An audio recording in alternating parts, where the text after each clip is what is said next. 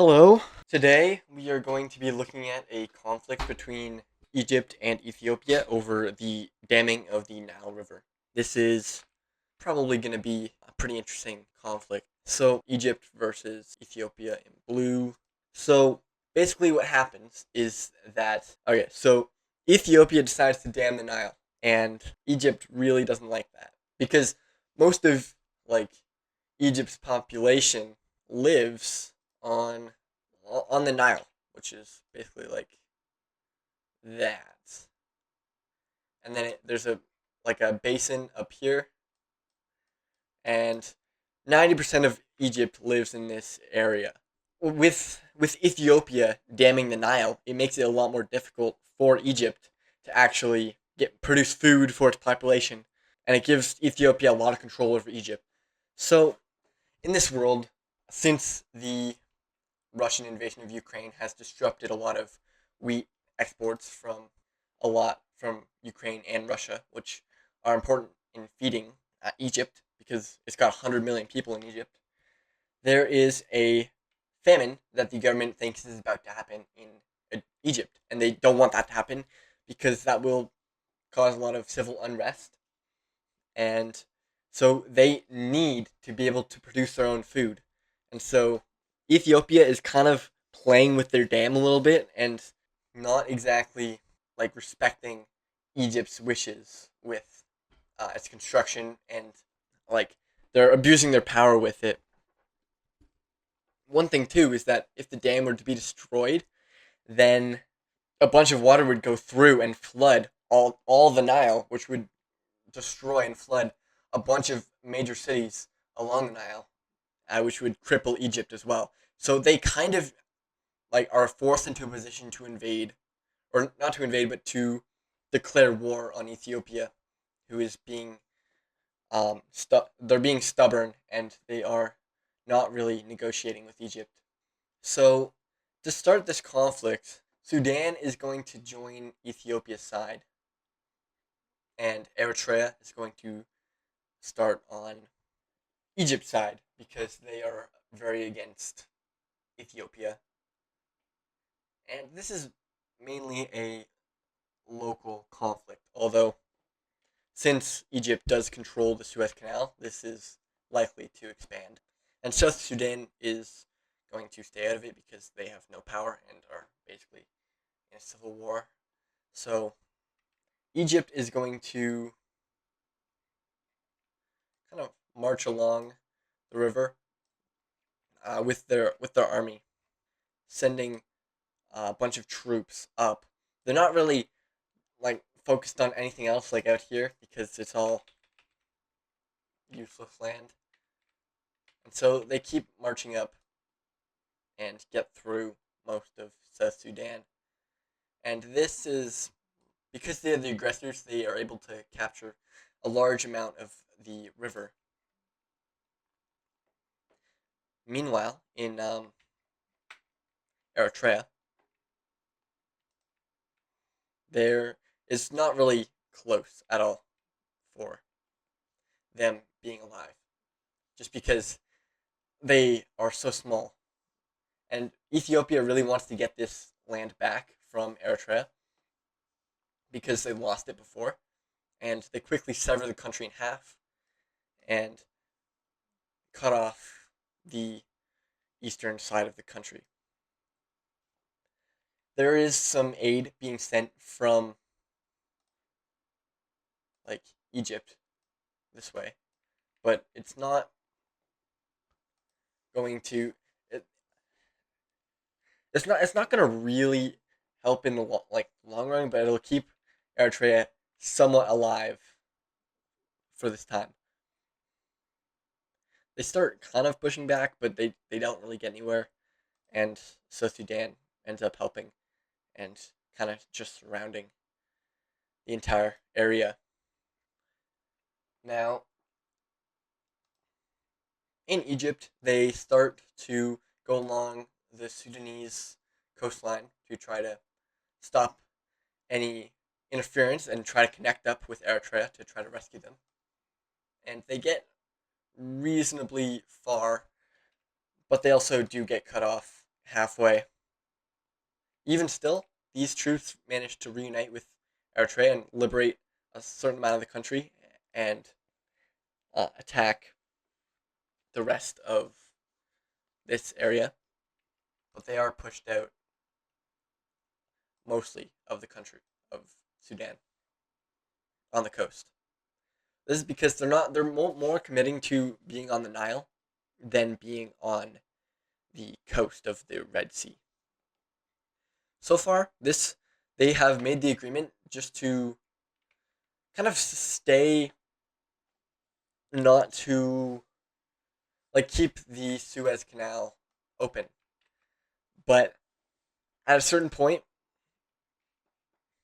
it just becomes too much for Ethiopia to kind of bear Egypt having. So they decide to. This is kind of a like secret operation. They go for a secret operation to send, kind of like what happened in, what was it, 2020, where some guy got a boat stuck in the Suez Canal. They're just going to do that, and they are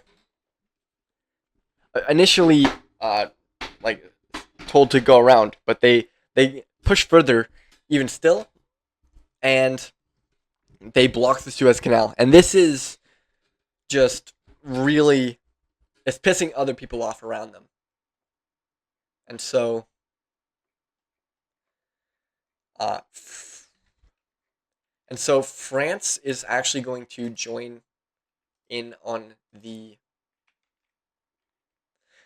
side of Egypt in order to maintain the Suez Canal as a trade route, because they don't want to be disrupted by this war. So this is all of a sudden looking pretty bad for Ethiopia.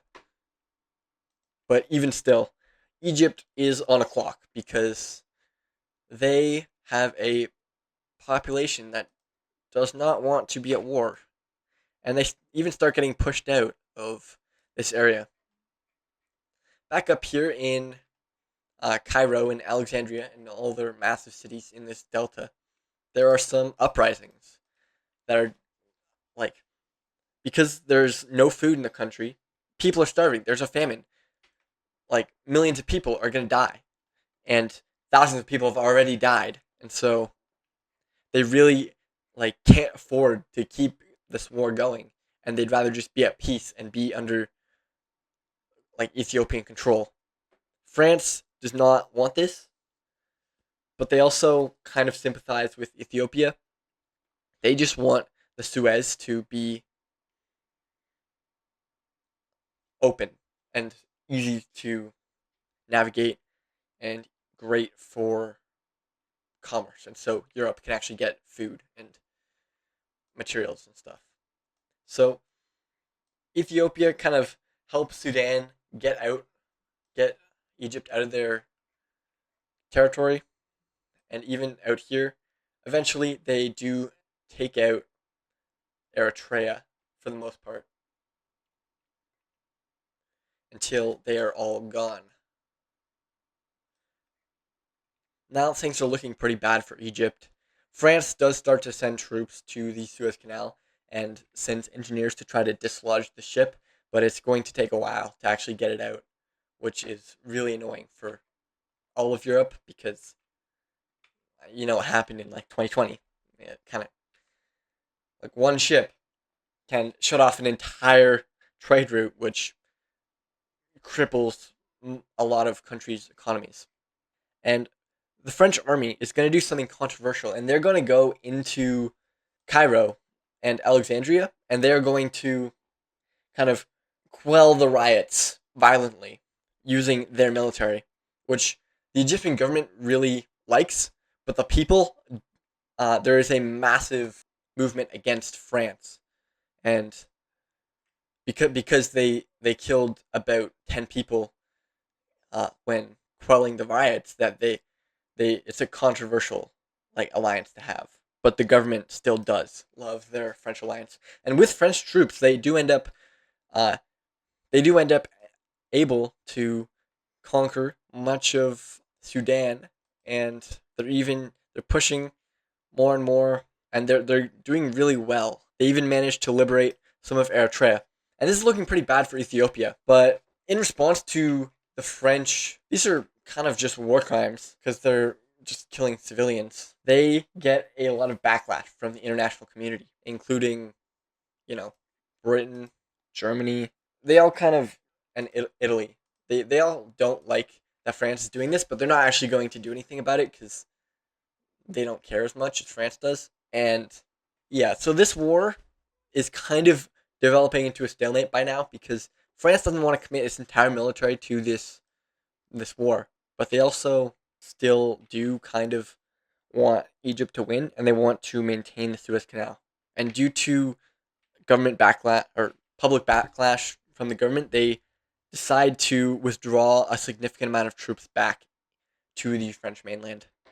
And so that means that a lot of land can be taken back, specifically around the Nile, which there's a massive push from Ethiopian troops to go back into the Nile. And they even take back all of Eritrea.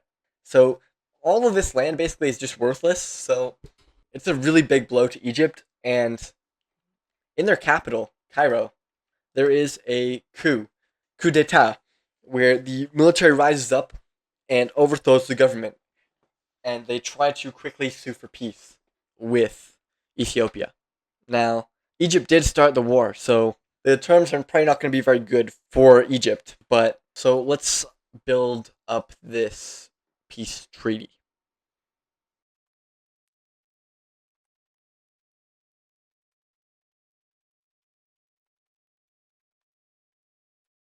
All right.